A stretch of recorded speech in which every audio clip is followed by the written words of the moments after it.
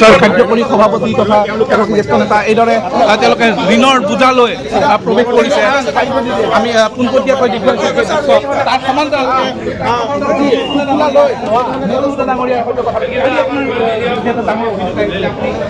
প্ৰসাৰ কৰে আপোনাৰ দ্বাৰা আঘাতপ্ৰাপ্ত হোৱা বুলি কৈছে। মই পোনপটীয়াকৈ দেখুৱাইছোঁ প্ৰতিগৰাকী বিধায়ক এইদৰে আগবাঢ়ি 9 বছৰ আগলৈকে অসমৰ প্ৰতিজন নাগৰিকৰ ওপৰত মাত্ৰ 10,000 টকাৰ ঋণৰ বোজা আছিল আৰু যোৱা 9 বছৰত বিজেপি দলে ইমান ধাৰ লৈছে আমাৰ প্ৰতিজন নাগৰিকৰ ওপৰত 40,000 টকা ধাৰ যিখিনি পৰিশোধ কৰিব লাগিব। সেই গতিকে এই বিষয়টো ৰাইজক অৱগত কৰিবলৈ আজি আমি অকণমান প্ৰতিবাদ কৰিলোঁ। ঋণৰ বোজা এইখন চৰকাৰে চপাই দিছে। উন্নয়ন অকল ধাৰ লৈ আছে আৰু এইখিনি কেনেকৈ পৰিশোধ কৰিব তাৰ কথা একো চিন্তা কৰা নাই আৰু অকল নিজৰ যিটো মন গৈছে তেনেকৈ কৰি আছে। আজি আমি বিৰোধী দলৰ সকলো বিধায়কে আমি আহিছোঁ এইটো নিজৰ মাজত দেখুৱাব যে 9 বছৰ আগত অসমৰ অৱস্থা কি আছিলে আৰু পিছত আজিৰ দিনত কি অৱস্থা আছে। ব্যস্ত সন্মুখত পঞ্চায়ত এছেম্বলি ইলেকশ্যন হ'ব, গতিকে আমি আমাৰ দলৰ কাৰ্যসূচীলৈ ব্যস্ত, বিধানসভালৈ ব্যস্ত। অন্য দলত কি চলি আছে মই নাজানো। এতিয়া কংগ্ৰেছে নিজৰ ভিতৰত যদি তেনেকৈ চলি আছে ঠিক ঠাক কৰি লোৱা ভাল, কাৰণ অসমৰ জনগণে কিন্তু বিজেপিক আঁতৰাব বিচাৰিছে। তেনেস্থলত মানে বাকী অপজিশ্যন পাৰ্টিবিলাক যদি ষ্ট্ৰংলি থিয় দিব নোৱাৰে, মাজত যদি খোৱা কামোৰা থাকে, এইটো এটা চিন্তাৰ বিষয়। বিৰোধীটো ইমান শক্তিশালী, এতিয়া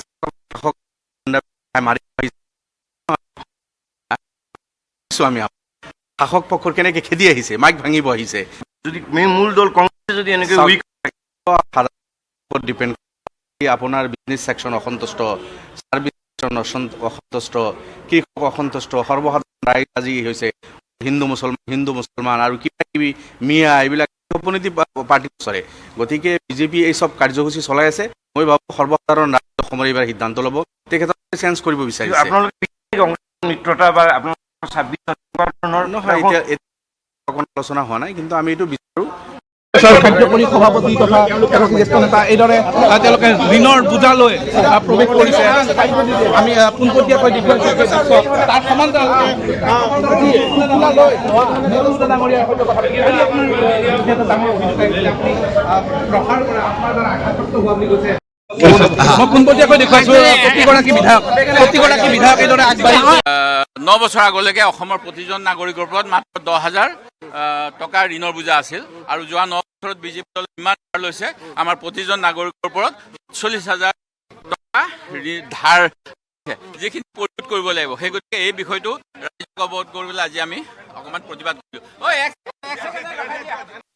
ঋণৰ বোজা এইখন চৰকাৰে চপাই দিছে। উন্নয়ন অকল ধাৰ লৈ আছে আৰু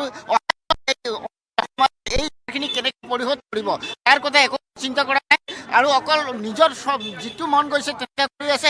আজি আমি বিৰোধী দলৰ সকলো বিধায়কে আমি আহিছোঁ এইটো নিজৰ মাজত দেখুৱাব যে 9 বছৰ আগত অসমৰ অৱস্থা কি আছিলে আৰু পিছত আজিৰ দিনত কি অৱস্থা আছে। ব্যস্ত সন্মুখত পঞ্চায়ত এছেম্বলি ইলেকশ্যন হ'ব, গতিকে আমি আমাৰ দলৰ কাৰ্যসূচীলৈ ব্যস্ত, বিধানসভালৈ ব্যস্ত। অন্য দলত কি চলি আছে মই নাজানো। এতিয়া কংগ্ৰেছে নিজৰ ভিতৰত যদি তেনেকৈ চলি আছে ঠিক ঠাক কৰি লোৱা ভাল, কাৰণ অসমৰ জনগণে কিন্তু বিজেপিক আঁতৰাব বিচাৰিছে। তেনেস্থলত মানে বাকী অপজিশ্যন পাৰ্টিবিলাক যদি ষ্ট্ৰংলি থিয় দিব নোৱাৰে, মাজত যদি খোৱা কামোৰা থাকে, এইটো এটা চিন্তাৰ বিষয়। বিৰোধীটো ইমান শক্তিশালী, এতিয়া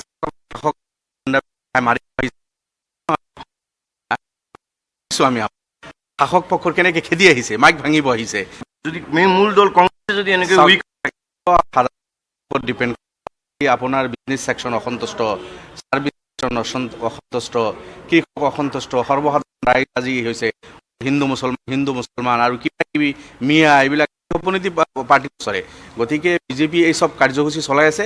মই ভাবোঁ সৰ্বসাধাৰণ ৰাইজ অসমৰ এইবাৰ সিদ্ধান্ত ল'ব, তেখেতক চেঞ্জ কৰিব বিচাৰিছে। আপোনালোকে